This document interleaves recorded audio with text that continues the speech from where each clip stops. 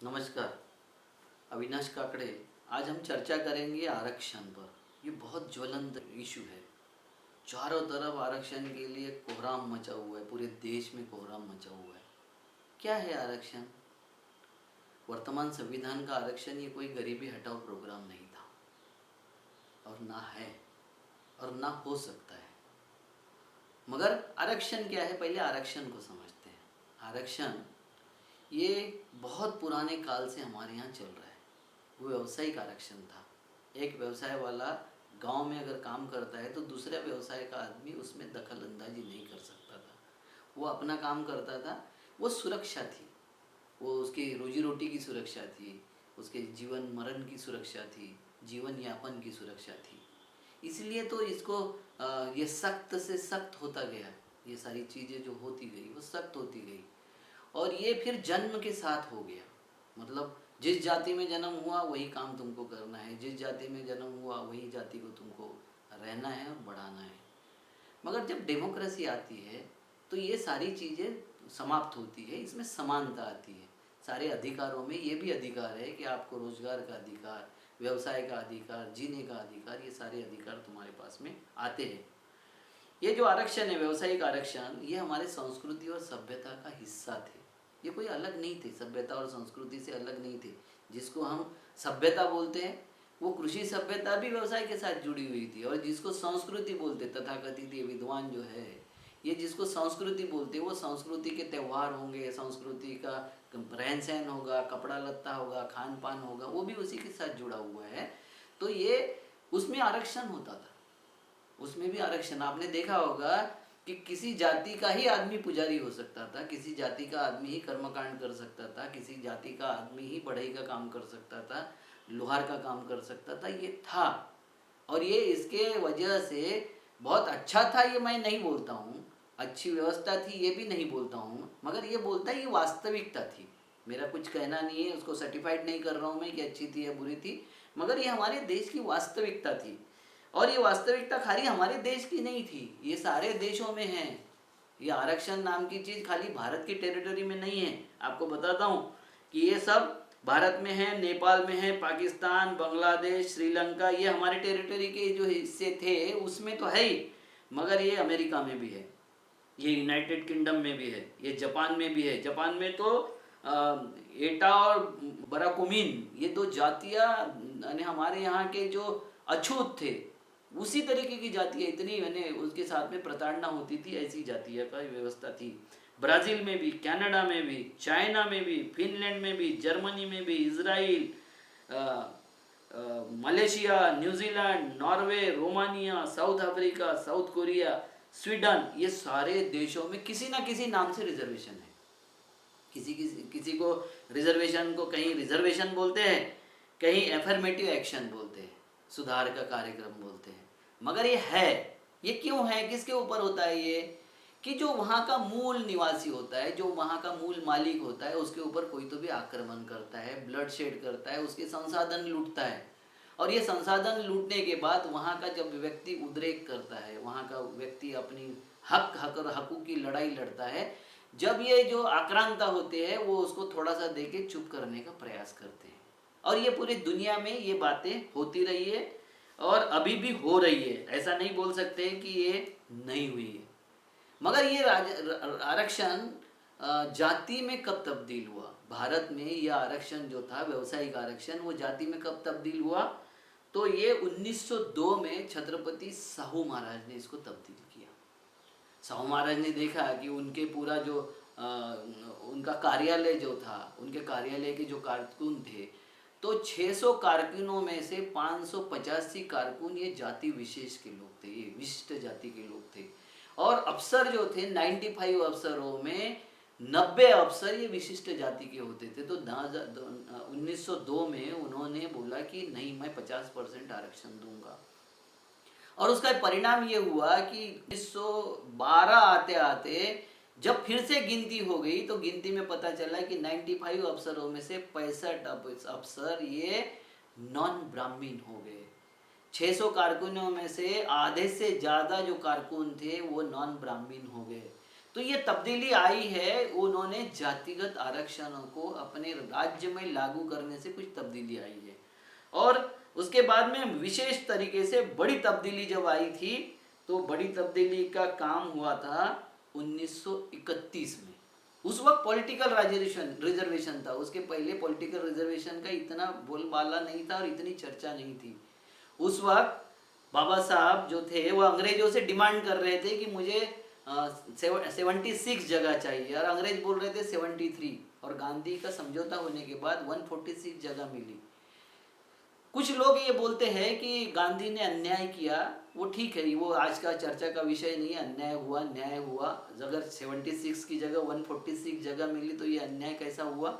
और बाबा साहब ने जो उनकी डिमांड थी, वो क्या डिमांड थी, उस वक्त अंग्रेजों ने जो मतदान का अधिकार दिया था, वो मतदान का अधिकार ग्रेजुएट लोग, इनकम टैक्स पेयर, जमींदार लोग, ऐसे ही लोगों को मिल रहा था। बाबा साहब की डिमांड थी कि ये जो मतदान का अधिकार है वो 100% लोगों को मिलना चाहिए, महिला, पुरुष और गरीब, पैसे वाला, ऐसा कोई भेद नहीं होना चाहिए। और अगर आप ये नहीं देते हो तो फिर मुझे मेरे जाति के लिए स्वतंत्र मतदार क्षेत्र चाहिए।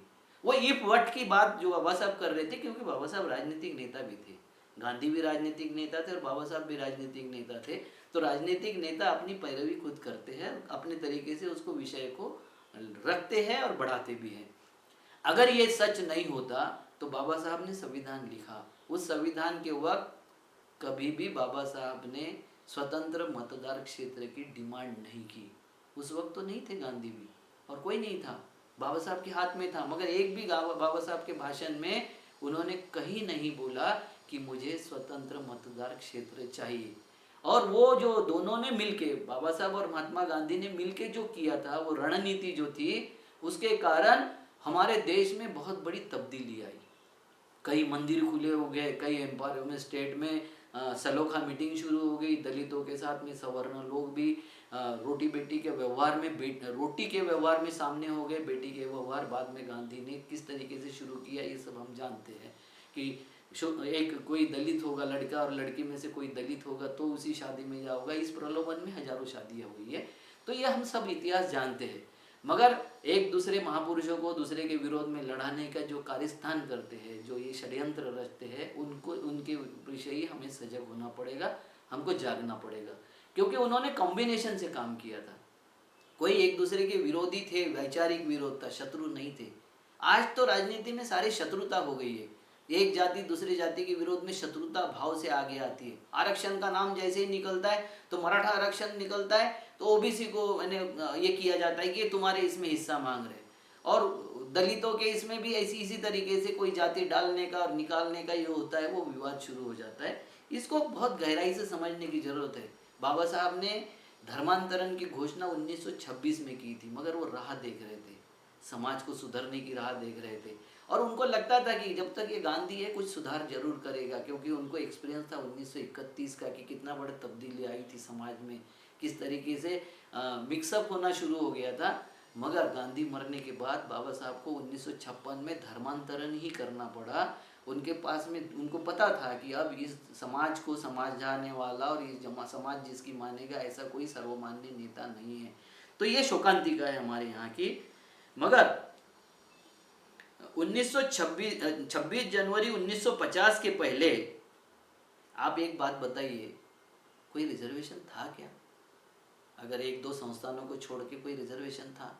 हमारे जो रिजर्वेशन के विरोधी है वो जो बोलते हैं कि ये रिजर्वेशन का परिणाम है, रिजर्वेशन के वजह से अन्याय हो रहा है, रिजर्वेशन के वजह से हमें न्याय नहीं मिल रहा है, ये बहुजन समाज जो ऊपर का समाज है, ऊपर का सवर्ण समाज जिसको बोलते हैं, उस पर अत्याचार हो रहा है। भैया 26 जनवरी 1950 के पहले तो था ही नहीं, वो सारे रिजर्वेशन तो आप ही के कंट्रोल में थे, जो थे वो व्यवसायगत रिजर्वेशन थे, वो आपके कंट्रोल में थे। और व्यवसायगत रिजर्वेशन में आपने जितना फायदा किया, उसके बाद में जब इक्विलिटी आई, हमारे संविधान ने सबको समान अधिकार, समान व्यवसाय करने का, समान जगह रहने का और सब कुछ समानता का जब अधिकार प्रदान किया, तो उसके बाद आपने बोलना शुरू कर दिया कि रिजर्वेशन के वजह से देश में ये हुआ। 750 साल की मुगलों की गुलामी और 150 साल की अंग्रेजों की गुलामी, ये क्या रिजर्वेशन की वजह से आई थी? ये क्या रिजर्वेशन का परिणाम था? उस वक्त रिजर्वेशन था तो ये क्यों आई? और अकबर के नवरत्नों में 5 रत्न एक विशिष्ट समाज के लोग कैसे हो गए? और विशिष्ट समाज के लोग अगर उसमें थे तो फिर रिजर्वेशन हमारे यहाँ जो गुलामी आई वो किसकी वजह से आई? रिजर्वेशन की वजह से आई। रिजर्वेशन तो 26 जनवरी 1950 के बाद में अस्तित्व में आया पूरे देश में, और जिसके वजह से कुछ जो लोग थे जिनको न्याय नहीं मिल रहा था, समानता नहीं मिल रही थी, उनका जीने का अधिकार हमने छीन लिया था, उनको वो अधिकार देने का काम उस संविधान ने किया था और हम उसका विरोध करते हैं। आज जो चल रहा है, आपको पता होगा कि हर एक जाति है जो पहले 50 में आरक्षण का विरोध करती थी, आरक्षण नहीं चाहिए ये बोल रहे थे, उसमें सरदार पटेल भी थे, उसमें बहुत सारे ऐसे लोग थे कि जो बोल रहे थे कि नहीं हमको रिजर्वेशन नहीं चाहिए, मगर वही जाति आज तीव्रता से रिजर्वेशन की मांग कर रही है। क्यों कर रही है? क्योंकि रिजर्वेशन का जो लिंक है वो उसके साथ में है कि हम संपन्न थे या नहीं थे, जबकि आरक्षण ये गरीबी हटाओ कार्यक्रम नहीं है, मगर जब गरीबी आती है तो सामाजिक स्तर भी नीचा होते जाता है, उसकी रहन सहन, उसके खान पान, उसके संस्कार, उसका एजुकेशन, ये सब उसको नीचे की तरफ ले जाता है। तो कोई अगर समाज ये बोलता है कि भाई उस वक्त नहीं चाहिए था हमको रिजर्वेशन, आज हमको रिजर्वेशन चाहिए, तो हम उसके ऊपर चर्चा नहीं करते, उसका विरोध करते हैं। विवाद में एक और क्या बोलते हैं उसको, आग डालने का काम हो रहा है। क्या हो रहा है कि ओबीसी मराठा आरक्षण का विरोध कर रहा है, ऐसा प्रचार किया जा रहा है। हमारे यहाँ के जो पूर्व मुख्यमंत्री थे वो बोल रहे कि मैंने आरक्षण दिया था मगर ये टिका नहीं सके। भाई आरक्षण आपने दिया था कि विधिमंडल ने दिया था? आपने इनिशिएटिव लिया था, धन्यवाद, मगर विधिमंडल ने दिया था। और इसको ब्रेक किसने लगाया? जो गैर संविधानिक ब्रेक है। अगर पूरा ब्रेक होता, कायदे को, कानून को अगर मान्य नहीं होता तो वो पूरा स्टे दे देते। 1 साल का क्यों दिया एक्सटेंशन? 1 साल का स्टे क्यों दिया? क्योंकि उन्होंने जो निर्णय दिया है वो विधि सम्मत नहीं है, मगर उन्होंने स्टे दे दिया। स्टे देने में कोई कोर्ट को कानून ये देना नहीं पड़ता, प्रोविजन नहीं देना पड़ता, ना उसके डिबेट करना पड़ता है, तो वो दे दिया उन्होंने। मगर महाराष्ट्र में क्या चल रहा है? सारी जातियाँ एक दूसरे के विरोध में तलवारें खींचे खड़ी है। ये कौन चाहता है? इसका कभी विचार किया हमने? मैं सारे मराठाओं से आग्रह करता हूँ कि कभी ओबीसी आपका विरोध नहीं करेगा। आप अगर बोलोगे कि 17% से ऊपर का रिजर्वेशन हमें मिल जाए, जो भी मिलेगा वो हमारा होगा, तो ओबीसी आपके साथ में खड़ा होगा। मगर अभी उसके साथ में जो छोटा सा हिस्सा है उसको जो मिला हुआ है, और उसमें भी उसको न्याय नहीं मिला है। 17% में भरे कितने होंगे? तो आधे भी नहीं भरे होंगे। उसमें लिए वो संघर्ष कर रहा है, और उस संघर्ष में आप अगर बोल रहे कि उसमें जा रहा हूँ मैं, उसमें आता हूँ, तो वो विरोध करेगा। कोई भी व्यक्ति विरोध करेगा कि उसके शेयर में बहुत छोटा हिस्सा आया और उसमें से कोई मांगता है तो विरोध करेगा। कुछ हमारे मराठा मित्र बोलते हैं कि ये विरोध करने की इनकी प्रवृत्ति, कितना भी रिजर्वेशन मिल जाए तो ये विरोध करेंगे। ये अविश्वास की भावना हो गई है। मराठों में अलग अविश्वास हो गया, ओबीसी में अलग अविश्वास हो गया। ये अविश्वास निर्माण किया जा रहा है। और ये स्टेटमेंट नेताओं के जो आते हैं, जगह जगह जो स्टेटमेंट आते हैं, उसके भी कारण आप देख लो, राजनीतिक कारण है। ये न्याय देने के कारण नहीं है, ये राजनीतिक कारण है। और ये राजनीतिक कारणों से क्या हो रहा है कि समाज भीड़ रहा है, एक दूसरे के साथ में भीड़ रहा है। और ये समाज को एक दूसरे के साथ में लड़ाने का फायदा किसको होता है, कौन सी पार्टी को होता है, ये आप अच्छी तरीके से जानते हो। कोई बोलेगा कि शेड्यूल 9 पे ब्रेक लगने के बाद पहले जो सरकारें थी उन्होंने क्यों नहीं दिया। कोई बोलेगा अभी क्यों नहीं दिया। देखो, ये रिजर्वेशन को स्टे दिया है सुप्रीम कोर्ट ने। सुप्रीम कोर्ट कोई राज्य सरकार के अधीन नहीं आती, ना किसी के अधीन आती है। अगर पार्लियामेंट में आपने कानून पास भी कर लिया, बहुत सारे विद्वान लोग बोल रहे हैं कि पार्लियामेंट में कानून पास होना चाहिए, पार्लियामेंट में कानून पास होने के बाद भी उसको स्टे दिया जा सकता है, दिया जाएगा। उसका कारण मैं बता देता हूँ कि जो जुडिशियरी बैठी हुई है वो आरक्षण का विरोध करने के लिए उनको प्रोत्साहित किया जाता है। उनको ऐसे ही लोग उनके पास में जाते हैं कि जो आरक्षण का विरोध करे, क्योंकि स्थापित जो लोग होते हैं वो विस्थापितों को, अकलियतों को, पिछड़ों को, दलितों को अपने बराबरी में आने का मौका नहीं देना चाहते। ये मानसिकता है, और ये मानसिकता को मान के हमको अपनी लड़ाई की दिशा तय करनी होगी।